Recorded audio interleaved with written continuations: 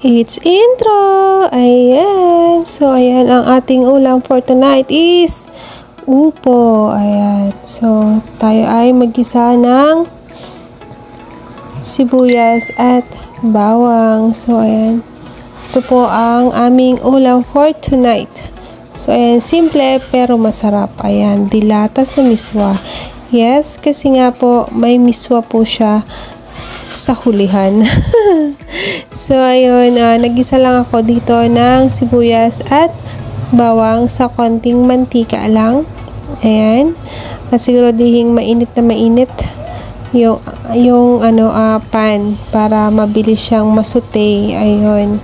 And optional lang po yung siling haba dahil nga medyo naparami yung bili ko nung nakaraan nung nagluto ko ng tokwang sisig. Ayan.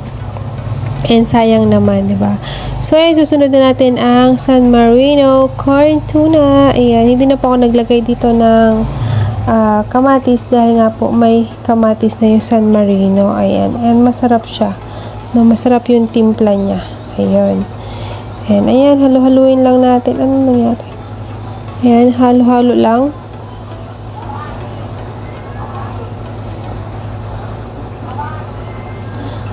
Tapos, pagka lumabas na yung aroma niya, saka naman natin isusunod ang upo. Ayun. Ang pinakamagalang na gulay. Ayun. So, simple pero mabilis. Simple at mabilis na pagluluto ng aming ulam. So, ayan. Pasensya na po sa aking boses. Medyo masama pa rin po ang aking pakiramdam. Ayan. So, tinakpan ko lang siya saglit. No? Simmer lang. Tapos, check na natin kung nanuot na ba yung lasa ng ating sahog sa upo. Ayan. So, nagdagdag lang din ako ng konting tubig dyan kasi medyo nag-dry na siya. Ayan. Tapos, saan ba yung tubig? Nahuli yung tubig, no? Nahuli sa pag-voice over ko. So, ayan. Inangat ko lang konti yung sili kasi baka madurog. Ayan, mahirap na. Baka sobrang umanghang. Ayan, at ayan. So, wait lang natin. Nahuli yung aking voice over. Ayun.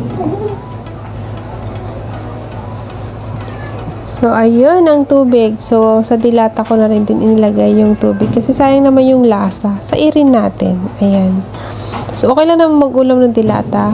Huwag lang madalas o huwag lang araw-araw. At lagi sinasabi na lutuin, no?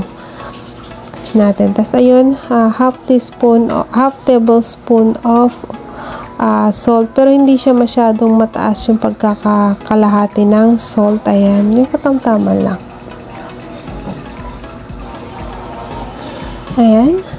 Tapos, ito, hantayin natin siyang kumulo ulit. Ayan. So, kung kulong-kulo na, i-check ulit kung okay na ba, malapit na bang maluto. Ayan. At, nangangamoy na siya, no? Habang niluto ko po siya is mabango. Ang bango-bango niya. At, ayan nga, syempre, nanuot yung amoy nung sili. Ayan, pantanggal sa lansa din po yun. Ayan.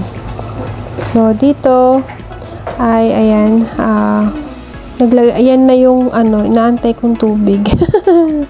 Ayan, dyan pala ako nagdagdag. So, ayan na, pinakahuli po yung miswa. Ayan, pero para medyo lumapot yung sauce ng ating upo. Ayan. So, ganun lang kasimple ang aking pagluluto ng aming ulam. So, salt to taste lang po. Ayan.